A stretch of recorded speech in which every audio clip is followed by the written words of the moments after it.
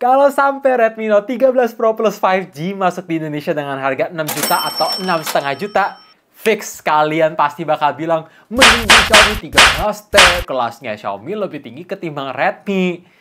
Ya, gue setuju. Tapi kalau misalkan harganya HP ini dibanderol 5,5 juta, kira-kira selisih 1 juta itu seberapa jauh sih? Itu yang pengen kalian tahu kan? Mau lihat kekurangan, kelebihan, dan persamaan di kedua HP ini? So, welcome back to Up To Date IDN Channel. Nama gue Greg, dan mari kita simak videonya sampai habis. Let's check it out.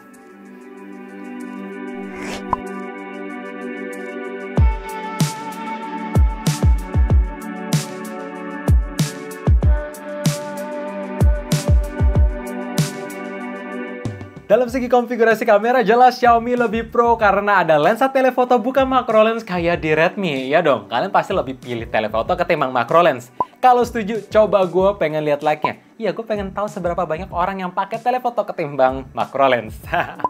Dan ngomongin soal kualitas foto ya tentu berbeda karena ada perbedaan chipset, perbedaan sensor, resolusinya itu juga beda. Dan ditambah Xiaomi ada kolaborasi dengan Leica, otomatis di dalamnya juga ada filter dua pilihan, vibrant atau authentic, sedangkan Redmi itu nggak ada filter apapun. Jadi kualitas warnanya mendekati natural, walaupun dalam segi detail dynamic range keduanya sama-sama bagus. Dan untuk perbedaan warna ada sih, tone temperaturnya di Xiaomi lebih condong ke cold, sedangkan di Redmi lebih condong ke warm. Dan ngomongin soal highlight, lagi-lagi lebih konsisten di Xiaomi. Lanjut, ngomongin soal kualitas foto di low light, dalam segi hasil foto, gue lebih seneng di Xiaomi sih. Hasilnya kelihatan lebih bersih dalam segi grain, noise, detail, dan highlight. Tapi satu sisi, kalau udah ngomongin hasil foto di night mode, gue lebih suka di Redmi karena naik improvement-nya berasa banget dan konsisten ketimbang di Xiaomi.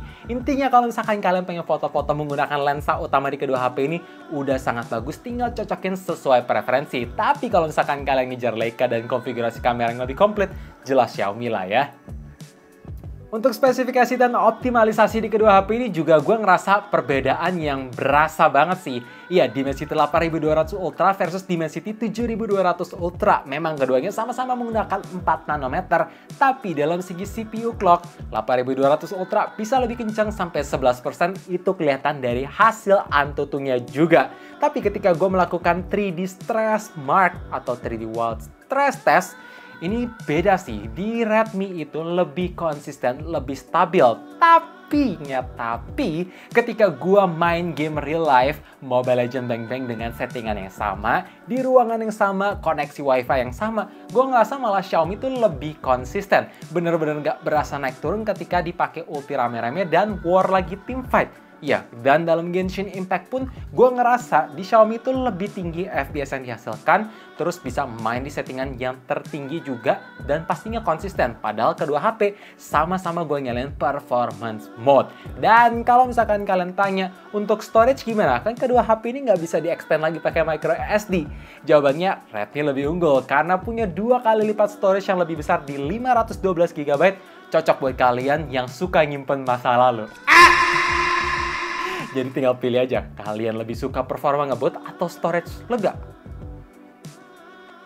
Kalau ngomongin soal desain layar, gue lebih seneng di Redmi karena pinggir kiri kanannya dibuat melengkung dan ada fitur Ignore Accidental Touch. Jadi yang nggak akan ganggu sentuhan, apalagi bezelnya pun juga lebih tipis ketimbang di Xiaomi 13T yang memang agak flat dan bezelnya lebih tebal. Sebenarnya kalau soal desain ya preferensi banget. Dan ngomongin soal spesifikasi layar kedua HP ini sama persis.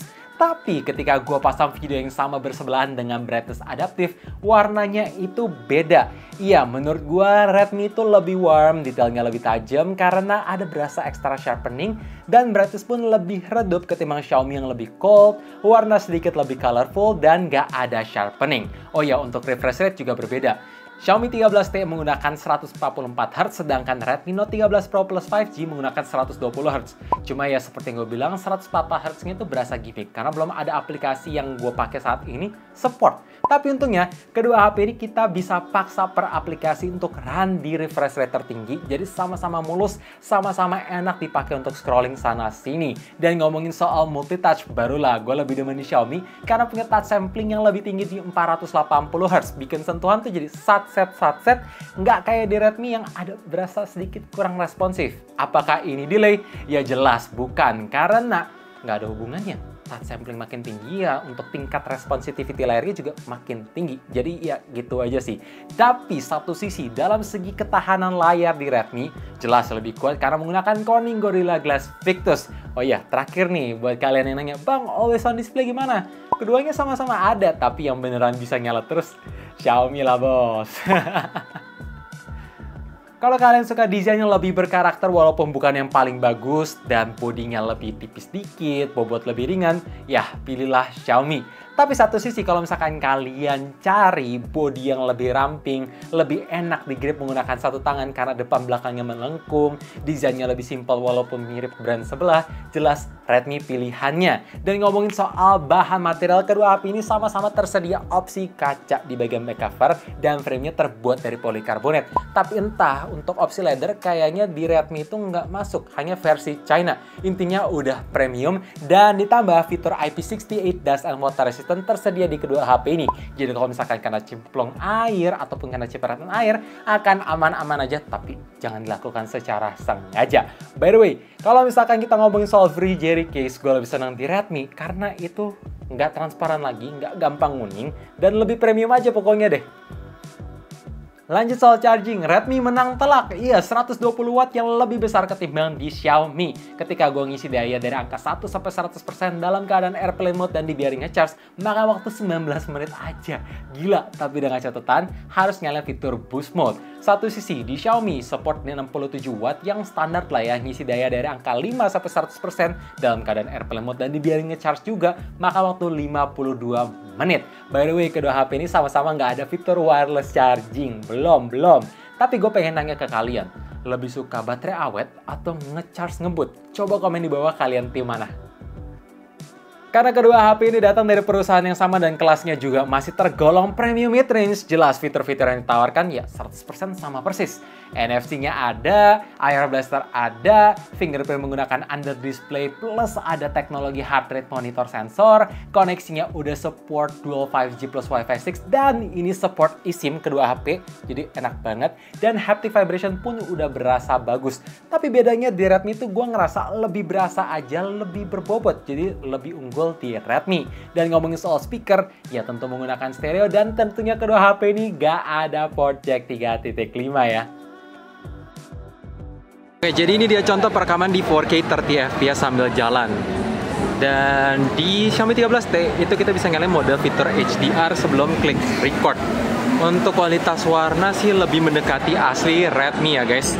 Warnanya nggak kegelapan kayak si Xiaomi. Dan ketika pindah lensa ultra wide tentu nggak bisa di Redmi, tapi di Xiaomi bisa sampai resolusi tertinggi. Gimana guys untuk kualitas mic, karena di sini lagi rame banget.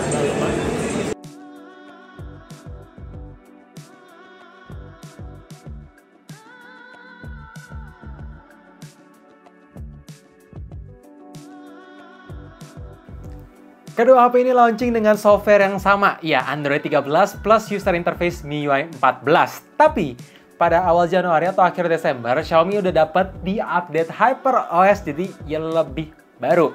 Satu sisi, di Redmi, unit yang sekarang gue pegang udah dapat security patch update ke Januari. Kalau kalian tanya, Bang, apakah Redmi bakalan dapat HyperOS? Ya bakalan dapat, tapi kalau ngelihat kastanya Xiaomi, ya semua update pasti bakalan duluan di HP ini.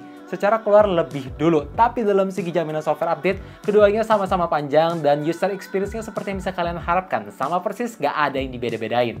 Oh ya, untuk iklan di aplikasi bawaan Redmi, itu lebih sering ketemunya sih. Jadi guys, kalau misalkan kalian tanya, Bang, mending beli Redmi Note 13 Pro Plus 5G atau Xiaomi 13T? Jawaban dari gue selalu tergantung kebutuhan kalian. Ya beda orang, beda preferensi, dan beda kebutuhannya juga. Tapi biar gampang, gue akan kasih tunjuk keunggulan di masing-masing HP yang menurut gue bisa jadi alasan sangat kuat untuk membeli di antara kedua HP ini. Tapi kalau misalkan kalian tanya ke gue sendiri mending beli yang mana? Jelas lah Xiaomi 13T. Gue lebih suka, walaupun memang ngecharge-nya lebih lama, layarnya nggak melengkung, tapi ini lebih banyak checklist kebutuhan gue pribadi. Kalau kalian tim mana, coba komen di bawah. So, thank you for watching. Gue berharap sampai akhir video ini kalian bisa menentukan untuk milih di antara kedua HP ini. Kalau misalkan bermanfaat, boleh share ke teman-teman, like, dan subscribe buat kalian belum subscribe. And as always, stay safe, stay healthy, dan stay updated with up to date